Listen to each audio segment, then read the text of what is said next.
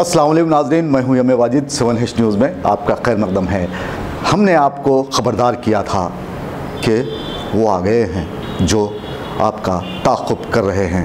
हमने कहा था कि आपका घर इनका निशाना बन सकता है और आज पता चला है कि चड्डी गैंग ने कुकटपल्ली में 3 घरों को निशाना बनाते हुए सरखा कर लिया है।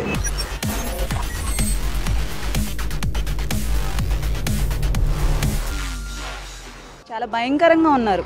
వాళ్ళ కళ్ళు ఇప్పుడు పిల్లి కళ్ళు ఉంటాయి కదండి, అలా ఉన్నాయన్నమాట. చాలా భయంకరంగా ఉన్నారు. బనీన్లు షార్ట్లు అలా వేసుకుని ఉన్నారు. వాళ్ళు చేతుల్లో రాళ్ళు, పెద్ద పెద్ద రాళ్ళు ఉన్నాయండి. ఎవరైనా కనిపిస్తే డైరెక్ట్ ఆ రాళ్ళతో అటాక్ చేసేలా ఉన్నారు.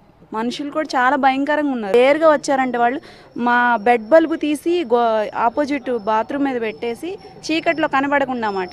వాళ్ళు ఎలా వచ్చారు ఏంటి అనేది సౌండ్ కూడా రాలన్నమాట.